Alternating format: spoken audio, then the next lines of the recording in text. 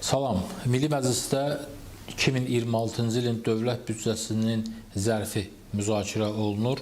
Dəyişikliklər arasında həm də vergi məcəlləsinə bəzi dəyişikliklər nəzərdə tutulub.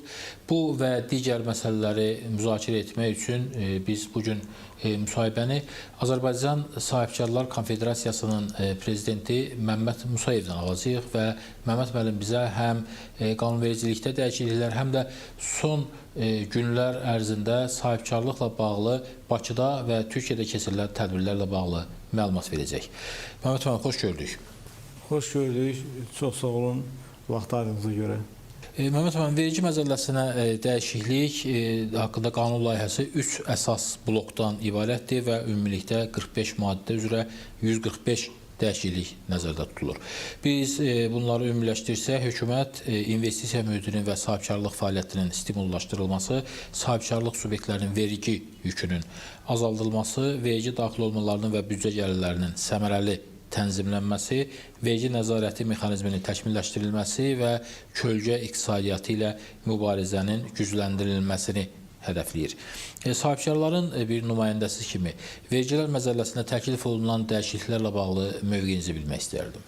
Mən hörmətli dinləyicilərə bildirmək istəyirəm ki, bizim ölkəmizdə bütövlükdə iqtisadiyyatın inkişafı, xüsusən də qeyri-neft sektorunun inkişafı, iqtisadiyyatın şəffaflaşması barədə ardıcıl işlər gedir, ardıcıl siyasət aparır. Bu da ilbəil öz nəticəsini verir. Və işte o təsadüfdir ki, bunun nəticəsi olaraq ölkədə qeyri-neft sektorunda müdaxil məhsulun artımı daha sürətləndir, ixracda qeyri-neft sektorunun payı çoxalmışdır və digər göstərici ixrac coğrafiyamız böyümüşdür. Yəni İslam ölkələrindən Çinə qədər, Çindən də Yaponiyaya qədər böyük bizim ixrac imkanlarımız var. Bu təbii ki, ölkədə biznes mühitinin yaxşılaşdırılmasının bariz nümunəsidir. Və parlamentdə iqtisadiyyat və sahibkarlıq komitəsində bu geniş müzakirə olundu və hesab edirəm ki, bu məsələlər çox inkişafa yönəlik, inkişafa dəstək verən bir dəyişikliklərdir. Və bizim bilirsiniz ki, Sahibkar Konfederasiyası dövlət-özəl diyaloqun tərəfidir və ona görə də bizim ənənəvi olaraq bizim müştərək komissiyalarımız var.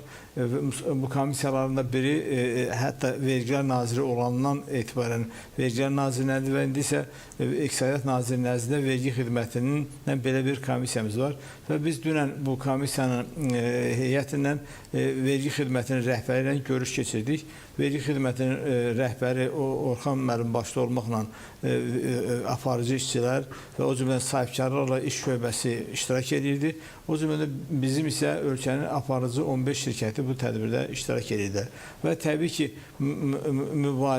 müzakirə konstruktiv keçdi. Burada iri şirkətlərin tutmuş kiçik orta sahibkarlığa qədər olan güzəştlər barədə müzakirələr getdi. Mən bu müzakirələrin birinci ən müsbətini deyirəm ki, Naxçıvan Muxtar Respublikasına da xüsusi vergi güzəştləri tətbiq edildi.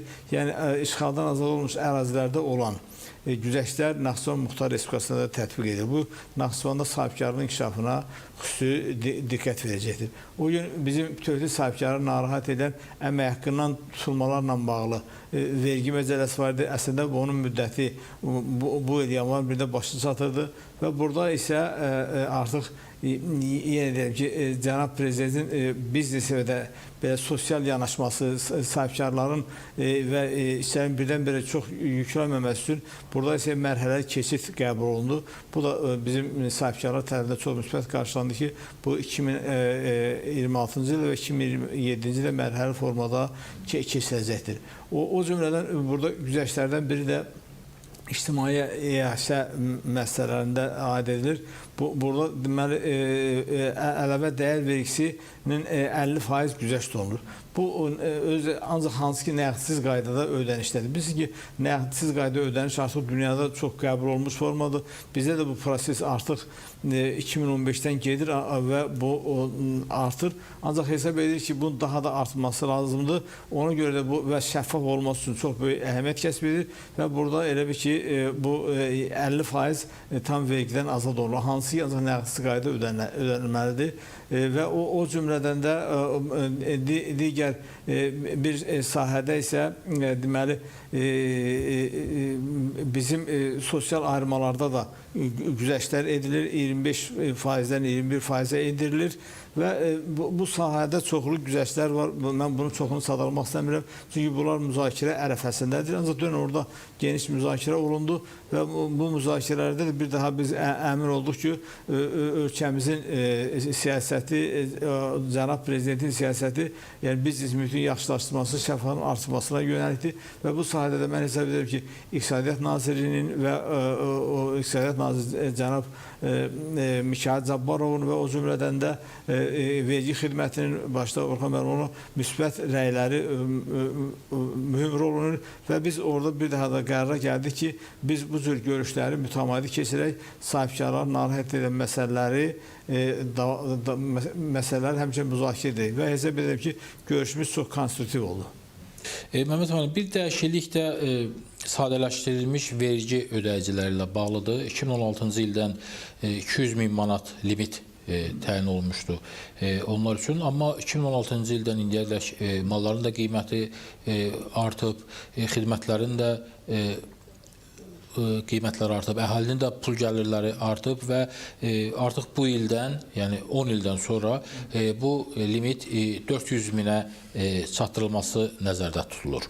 Bu yenilik kiçik və orta sahibkarlığın inkişafında hansı rol oynayacaq sizcə və sahibkarlıq subyektlərinin vergidən yayınmaqdan çəkindirməyi və şəffaflığın artmasına yardım edəcəkmi? Mən hesab edirəm ki, bu da çox müsbət addımdır. Onu da biz dünənki görüşdə müzakirə elədik və birinci bizim sahibkarlarda həmişə vergidən, vergi uçotundan deyək də yayınma hallar olur. Ona görə də ədəbi qeydiyyatına düşmürlər və bir növ bu uçotdan kənarda qalır.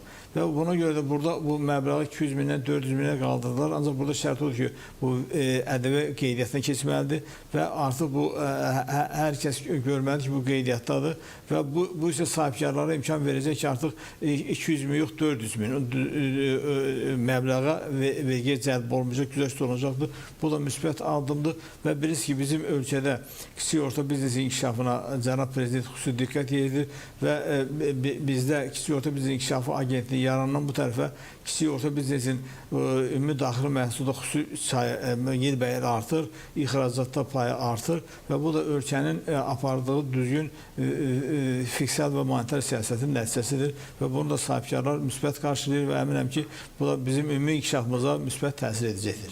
Mehmet müəllim, çünki mən özüm də şahidi olurdum ki, bəzi obyektlər 200.000-lik dövriyyəni keçməmək üçün kart ödənişlərini gizlədirdilər, öz dövriyyələrini gizlətməyə çalışırlar. Amma indi artıq burada artım baş verib və 400.000-ə çatdırılıb. Ona görə də inanaq ki, sahibkarlar artıq bu vergidən yayınmadan yayınacaqlar. Mən təbii ki, bu çox düzgün sualdır. Sahibkarlar zaten belə olanda görürük 200.000-i keçəcək, əlavə bir şirkət yaradırlar, əlavə bir şeydirlər, müxtəlif formada yayınmağa çalışırlar. Ancaq bu isə 400.000 olanda və imkan verəcək ki, bunlar 400.000 artıq bir böyük məbləğdir. Özdə bu, hətta ildə bir dəfə olsa belə buna imkan verir. Onu hesab edirəm ki, bu 400.000 artıq vergi cəlb olunacaq və bunlar da sahibkarların soda düşməyinə böyük kömək edəcəkdir. Burada bir şey də deyim ki, biz dünənki görüşdə də qeyd elədik ki, bu sahədə xüsusən də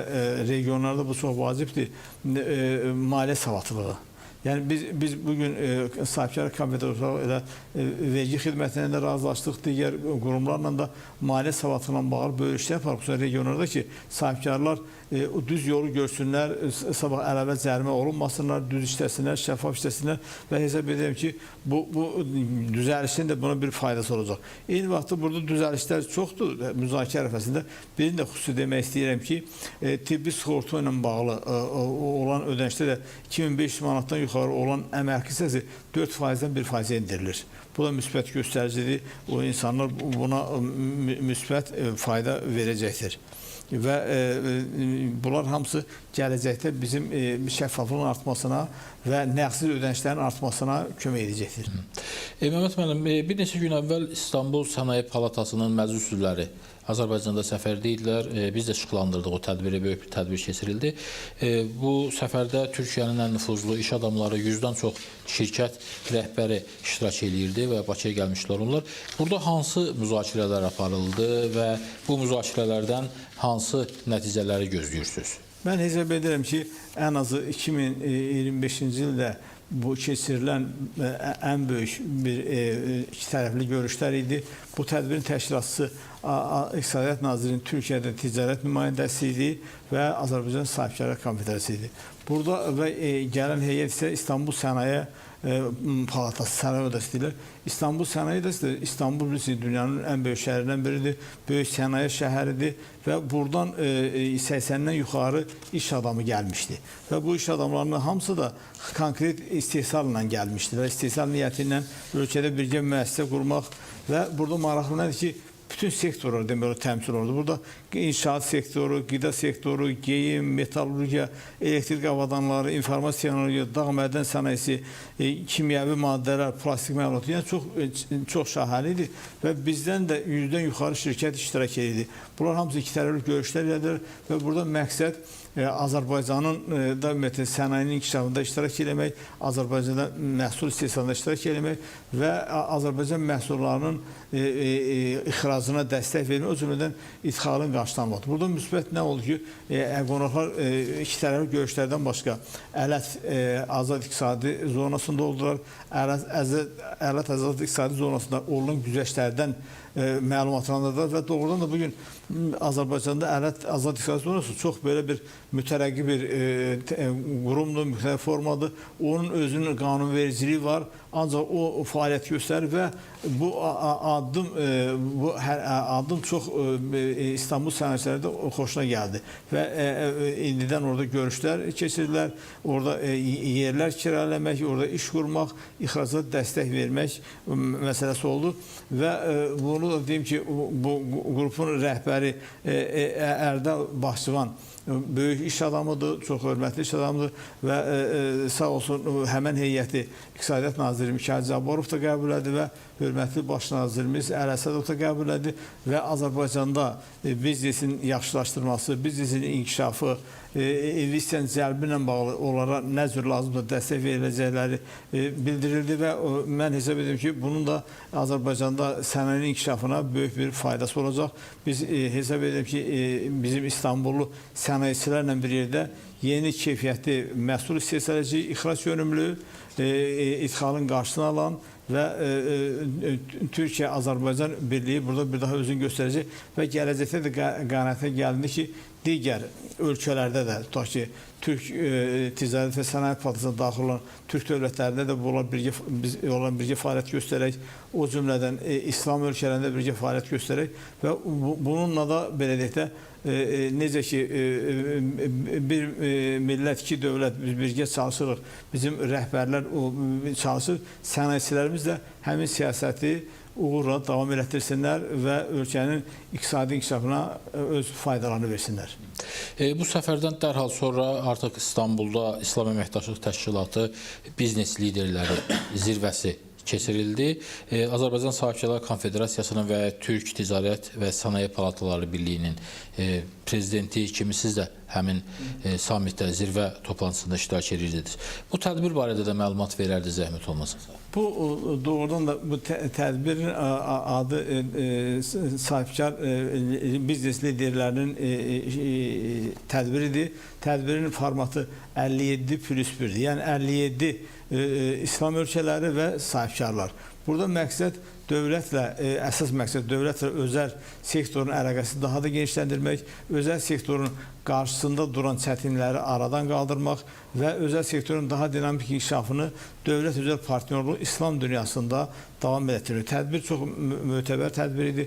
Tədbirdə deməli İslam İnkişaf Bankının sədri də iştirak edirdi.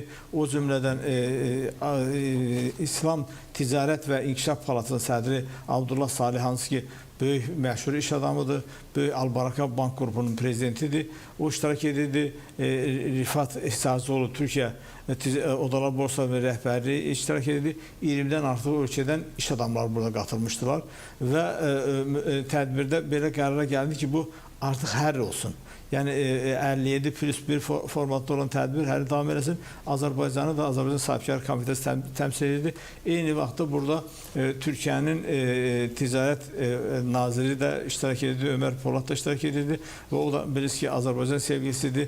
Azərbaycana dəstək vermək, inkişaf etmək üçün öz birliyini, təcrübəsi göstərdi və iki tərəfli də görüşdə keçirdik və bu ilin dekabrında da yenə Azərbaycana gərək burada investisiya forumu keçirməkdə, yəni artıq planlaşdırılır, keçirməkdə ikinci investisiya forumunda iştirak edəcəklər.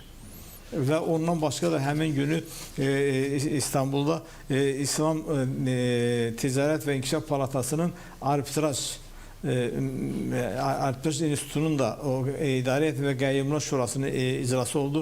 Biz orada da Qəyyumlar Şurasının üzvü Azərbaycanı təmsil edirik və arbitraj məhkəməsi bilirsən ki, biznesin əsas qoruyucu alətidir və bu da artıq fəaliyyətə başlayıbdır və biz də Azərbaycan Sahibkarlar Komitəsi eyni vaxtda Azərbaycanda da belə bir arbitraj məhkəməsi yaradılması üçün hazırlıq işləri görürük. Gələcəkdə bizim sahibkarlar da bu xidmətdən istifadə eləsinlər. Ədalətli qorumaq üçün, hüquqları qorumaq üçün biz də bu barədə iş aparırıq, sənədlər hazırlayırıq ki, biz də Azərbaycanda arbitraj məhkəməsini təsis edirik. Minnətdaram. Çox sağ olun Məmməd müəllim sizə.